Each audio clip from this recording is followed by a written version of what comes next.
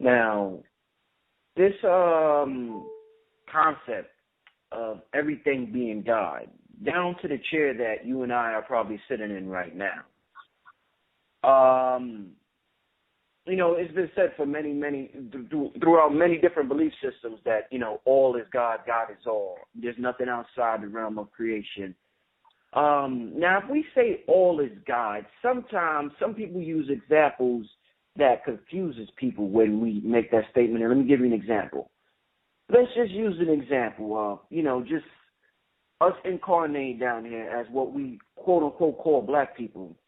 Some will say, well, if all is God, what about this? They'll use a example like, what about the slave owners that cut the pregnant black woman's stomach open and stomp the baby like grape juice? Why would God allow somebody to use the force of I am, or this etheric force that we're all using to manifest, to commit such deeds? Why will God allow something like that to happen if all is God? Again, we keep limiting God to the acts of imperfected entities. Once you've done that, then you ask, why is God doing certain A, B, and a third? God has nothing to do with what these actions are, though God is a part of these actions. The aspect of what God is just let's look at God as a utility. God is simply the machine. God is simply the energy. Whatever it is that it takes on, whatever actions, it's all based in experience. Understand that everything in the physical realm is based in experience. No matter what it is, no matter how horrific, no matter how beautiful, it's all experience. Because the thing that is being crushed, and I know this sounds heartless, it sounds like it's disconnected, it sounds like, okay, this man is just giving up and we ain't into the revolution anymore, he's getting us distracted. No, I'm talking about something that is beyond that. If you want to have revolution, pick up the gun and go have your revolution. I'm down with it. If that's you, then go do your thing. But what we're speaking about is resurrected way beyond that. This is what the priesthood, this is what the higher adepts spoke on.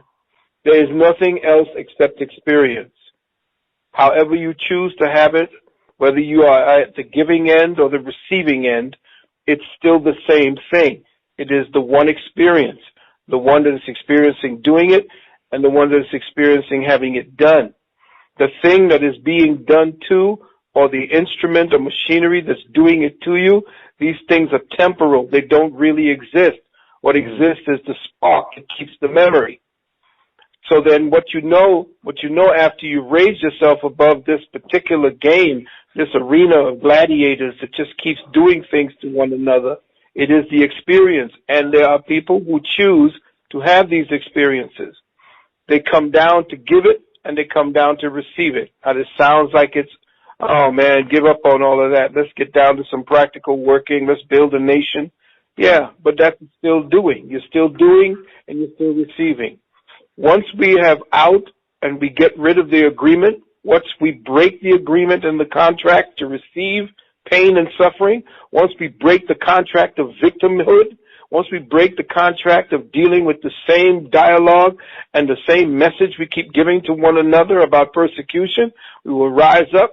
We will no longer need to play the game as victim or as black people playing out a scenario against white people. If you want to wipe out white people, get up and do it instead of sitting up and talking about it, because you outnumber them at least 100 to 1. What you waiting on? Stop telling me you're waiting for damn messiahs to tell you to go do what's right. You do it or you don't. So this is what we are about right now. This is where we are. What end of the experience are you? Not enough guns could kill off black folks. We already see that. They can't kill us off. So when we're going to make the move to do what we have to do? We showed you over there in Korea and in Vietnam. They brought the most sophisticated military machinery there to Vietnam and still got their asses handed to them. So I don't care what they create. I don't care if it's HARP. I don't care what kind of machine. I don't give a damn if it's the Terminator. We will always prevail. but we still have not come to the conclusion that we want to suffer yet for that. We would rather suffer as the receiver of pain instead of the giver of pain. So until we get up out of this, we over here marching and, they shooting us in the street, shoot back. Don't march. March on them, not march for any victim. March on them and make them victims. Stop playing these games and telling me that I'm saying the wrong thing, or brothers who are trying to raise consciousness, sisters trying to raise consciousness in the community. Get up and do. Don't be waiting for somebody to tell you what to do. In fact, leaders who are the leaders of revolution turn out to be leaders of revolution only after the people make the move. That's when the leaders show up. Right now, ain't no leader going to stand out there and say, let's go, everyone, because what happens? Then they show you every time you look back at you come out there and say, let's go, people. You look behind you, ain't a damn soul there, and you get shot up. You get hung. No, until the people are sick of it as a collective and they take to the streets as a collective, then the leaders who are vaccinated, waiting for that time when the people make up their minds to change things, then we go. But then the people ain't ready. Why would the leaders go out there and stand by themselves? They'd be fools if they did. So we are proposing that humanity, or certain individuals within our fold, reconfigure the present corporeal shell, which means we must somehow communicate this intent to the atoms and the intent to change to the molecules of the cell in order to change the hardwired agreement holding the present form of the body design. To do this, we must somehow consciously recalibrate the present spatial agreement maintained by the atom and its various electrons, to reconfigure the primary shell programming utilized by the cell, and the way the atoms and the molecules utilize protoplasm to construct the temporal body. See, our programming is so deep that the atoms and the molecules know exactly what to do to create an entity in the womb of a woman. Because why? Her present template programming does not give the atoms another set of instructions to create another being. Now, is this man talking Twilight Zone or X Factor and all this? No, because anything that the mind can come up with, it can create. If I can say it, it exists. It's just a matter of how do we process it into a reality. How do we get out of this? Is there anything more than the shit that we've been dealing with for so long? Do we constantly have to do the same damn... Ain't you bored yet? I am bored shitless with life. There got to be something moving forward. Now they say, well, evolution takes time. It's a slow process. Bullshit. I believe it's instantaneous. It's where your mind is operating at that time. The evolutionary process of humanity, being that humanity is the creator folded over on itself, that we have instantaneous access to all possibilities. Every possibility, every probability, there is no space between them. There is a space artificially orchestrated between what we are and what we need to be. That orchestration of space is done by the synchronizers. They synchronize your mentality. They synchronize and operate your life so that you cannot envision your life. They do not allow you to use the visionary processing of the brain.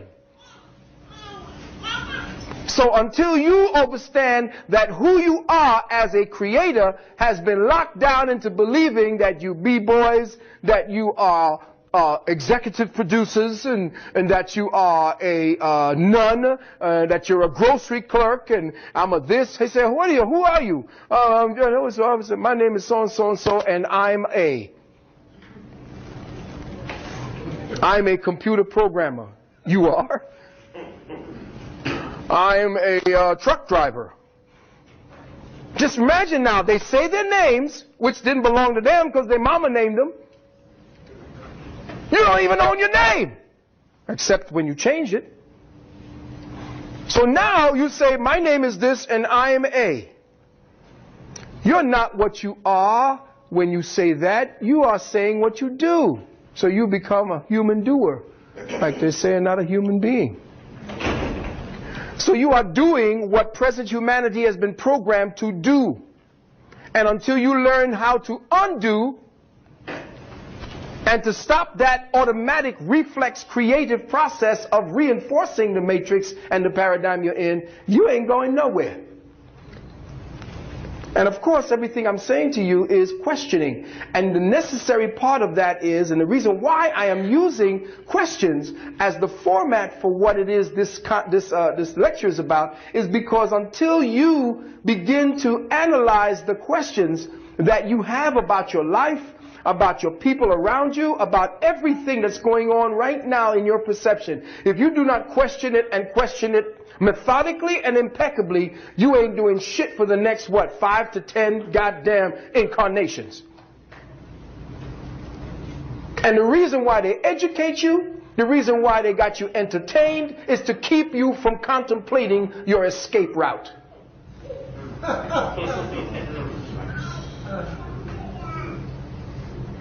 And of course, all the good Christians in the house would say, oh, you're going to hell.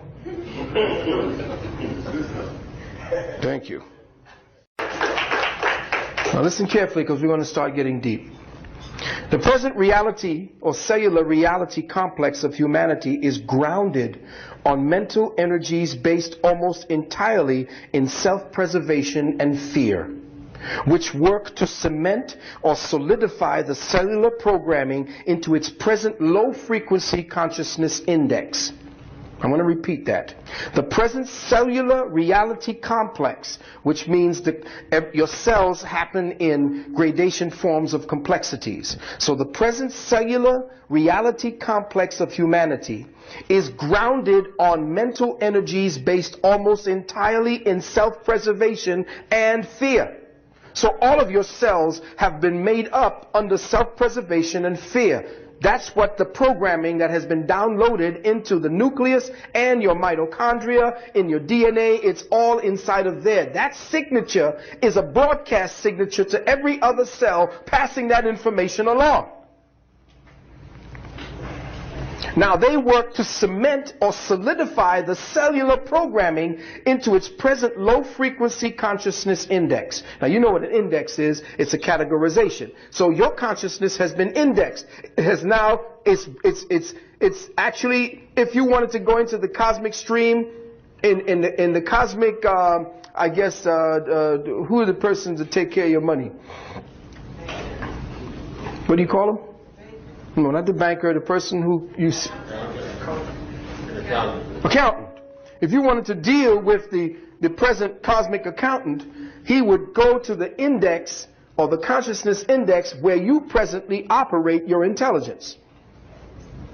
So we have a very low frequency consciousness index. It's based mostly on this body and everything that goes to it, to please it. This preoccupation of our mental energies with fear and self-preservation solidifies the paradigm process activities of human consciousness within the presently defined mental group shell that allows the synchronizers to orchestrate our realities to remain in control. In other words, we have a group thinking matrix, which is a group shell of consciousness, and we think inside of that shell. We do not think outside of the shell. We cannot think outside of the shell. Those who do think outside of the shell have no place for their consciousness to grow and to become fruitful, so they are deemed crazy, like I showed you yesterday.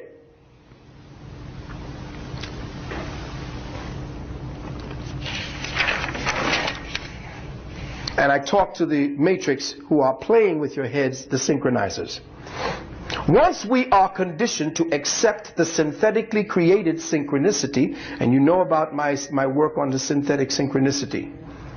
Once we are conditioned to accept the synthetically created synchronicity, in other words, how do we do our day? What is my synchronicity? I get up, I go to the bathroom, I pee. I get up, I look in the mirror. Oh my God, look at my face. I've got to do something to meet the public. So I go up and I wash and I dust and I brush, I floss and I do this, and the ladies, your eyebrows, and men, you clip your nose hairs and all of that. Okay, I look presentable. Now, I'm off. I go through the door, I make sure I got my keys, and I'm out. I'm going over to work. How do you do, Joe? How do you do? Everybody's all right. You are in a synchronicity. Your body almost automatically knows what to say and do next. That's not living. You are in a lockdown. You are living within a shell you do not see.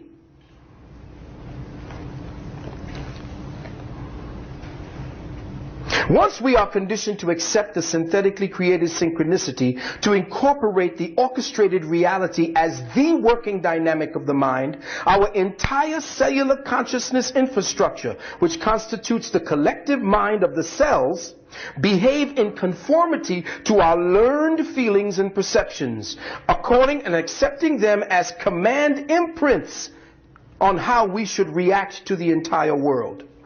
If self-preservation and fear is the inbred conditioning of the somatic body, then self-preservation is the body preservation.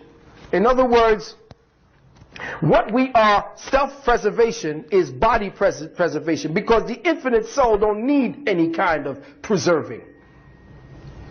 The infinite mind does not feel that it needs to protect itself. The only thing that needs protection in the perception of such security is the body. Now, the body's own perception of self-preservation has been artificially amplified. What is fear except false evidence appearing real? You are made to believe that a certain reality threatens your existence. So now, a self-preservation energy like, oh, watch out for that truck. Or, duck, here come the... Take regular things that would help you to preserve the body and then amplify that into a soul structure fear. In other words, making the soul fear that it would die. Now, with the soul thinking that it would die, imagine how that translates to the fear in the body. How many things would you start doing in order for you to preserve your body if your soul feels fear?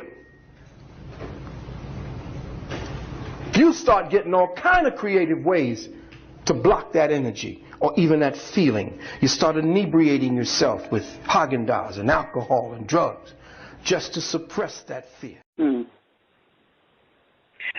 Now, someone in the chat room is asking if these new events will block our ascending to the fifth dimension, what they're doing. They're trying. They cannot stop it. They can delay it, but they cannot stop it. The thing is, your own preparation and the focus that you put your attention in. Remember, the thing that's most important to them is your attention. That's why you pay attention. That is the most valuable thing you have, because that's the access point to who you are. Your attention is what your observer puts its light of observation on, so that it can learn, so that it can interface with what it is accessing as information. If you allow yourself to interact with them and then come into a place of fear, especially fear, then you will become susceptible to what it is that they are doing, and you will find yourself giving importance and therefore empowering them. Your fear empowers them. You have to now create a condition within yourself that you recognize these weak points that they've created in you and learn how to delete those weak points. Usually it's based on judgment of self. I'm not good enough. I don't think I can. I might. I wish I can. I want to. This is the language of failure. And if you continue to speak like that, if you continue to cast or at least project your weakness as somebody else's fault, or the things that you're not getting as somebody else's fault, then that victim mode that you're in is going to be what the universe responds to. And you have this thought pattern, this loop that they call a data stream, a karmic data stream, and it is constantly being replayed and being reflected back to you, because what your subconscious is constantly replaying is what the universe is feeding back to you. So unless you delete all of what you have been given in your files and subconsciously embedded into your files, how I can't have this, I don't have this, I wish I could, I want to, I need, that's another big word. Once you do that, then the language and the meaning attached to the language is what the universe reflects back to you. So they know what language does and how it manipulates you and your spirit and your being to act not only consciously but subconsciously as a slave. And they keep feeding it to you, telling you how your underarms don't smell right, or ladies, when you're having your cycle, are you odor-free, and all this kind of nonsense. So you're constantly worrying about yourself, always thinking about yourself as not being good enough. Your nails are not good enough. And our sisters are spending to the tune of $5 to $10 billion, $20 billion a year on artificial hair, on nails that are poisonous. All this stuff, all this money is going into them making you believe that you are deficient. And this is how they help keep the lockdown in place. Because unless you realize, and with your real eyes, well, let me say it again, unless you realize with your real eyes that you can see beyond the illusion, that is not you in the mirror, that is just an outer shell. It is who it is that's observing that mirror, and what's in that mirror, that's the real thing. And you have to get back into access with that and understand the science of how that works. And that's what we teach at our university.